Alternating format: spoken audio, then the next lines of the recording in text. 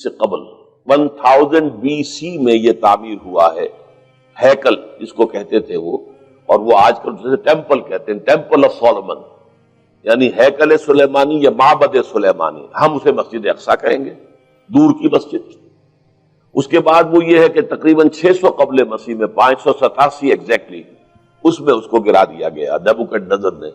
پھر یہ کہ تقریباً 200 برس کے بعد دوبارہ بنائی گئی اسی جگہ پر، پھر اسے 70 عیسوی میں پھر گرا دیا گیا، وہ آج تک گری پڑی ہے۔ تو جب حضور صلی اللہ علیہ وسلم کو معراج ہوا ہے تو وہاں کوئی عمارت نہیں تھی، البتہ یہ کہ معلوم ہوتا ہے کہ ایک گرجا وہاں پر بنا دیا گیا تھا، اس لیے کہ یہ جب ہیڈریان نے اس کو آباد کیا دوبارہ سن 70 میں تو تباہ و برباد کر دیا تھا ٹائٹس رومی نے سن 70 عیسوی میں، حضرت عیسیٰ علیہ السلام کے رفع سماوی کے 40 برس کے بعد تو اسے گرا دیا اور پورا شہر ویران کر دیا۔ لیکن پھر 60-70 برس کے بعد وہ ایمپرر تھا ہیڈریان رومن ایمپرر، اس نے دوبارہ آباد کیا، اور دوبارہ آباد کیا تو اس کا نام ایلیا رکھا، اب یروشلم نہیں رہا۔ اور پھر یہ کہ جب سن 300 عیسوی میں جو ایمپرر کانسٹنٹائن تھا قسطنطین، وہ جب عیسائی ہو گیا تو اب یہ پوری مملکت عیسائی ہو گئی، تو پھر وہاں ایک گرجا تعمیر کر دیا گیا۔ اس گرجا میں حضرت عمر گئے تھے، جب انہوں نے ہینڈ اوور کیا ہے حضرت عمر کو وہاں کے عیسائیوں نے، تو جب حضرت عمر اس گرجا کے اندر ہی ابھی تھے، دیکھ رہے تھے جگہ، تو نماز ظہر کا وقت ہو گیا، تو حضرت عمر نے فرمایا کہ میرا نماز کا وقت ہے،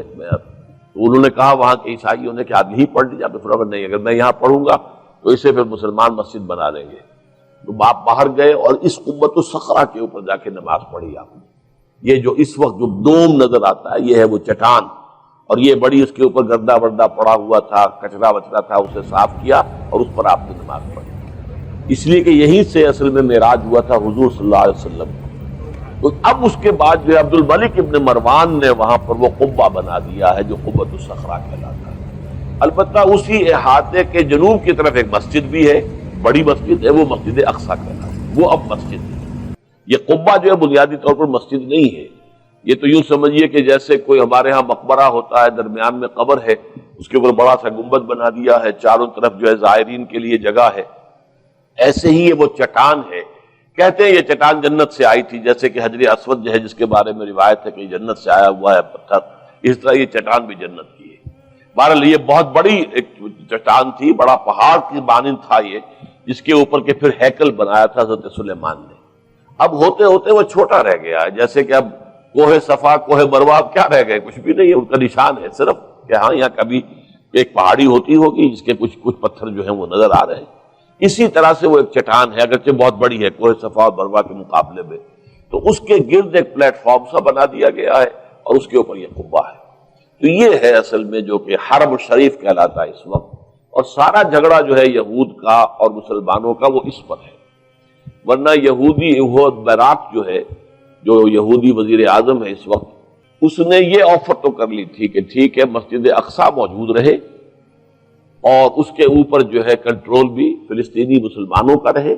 لیکن یہ قبۃ الصخرہ پر نہیں ہے، اس لیے کہ یہ ہے وہ جگہ جہاں انہیں اس کو گرا کر اور اپنا تھرڈ ٹیمپل تعمیر کرنا ہے۔ یہ انہوں نے اپنے یہودی جو مذہبی عناصر ہیں انہیں رشوت دے رکھی ہے کہ باقی ہر معاملے میں تم ہمیں اجازت دے دو کہ ہم نے سینائی واپس کر دیا، ٹھیک ہے، گولان ہائٹس بھی واپس کر دیں گے شام کو، اور اسی طریقے سے ویسٹ بینک وغیرہ پر ہم ایک فلسطینی ریاست بنا رہے ہیں، تم اس کی اجازت ہمیں دے دو، لیکن ہم یہ جہاں تک یروشلم کے بارے میں ان کا کہنا تھا کہ یہ ہمارا جوائنٹ ایک ہی متحدہ دارالخلافہ رہے گا، عربوں کا کوئی تعلق اس سے نہیں ہوگا، یہ پورا کا پورا ہمارے پاس رہے گا۔ اور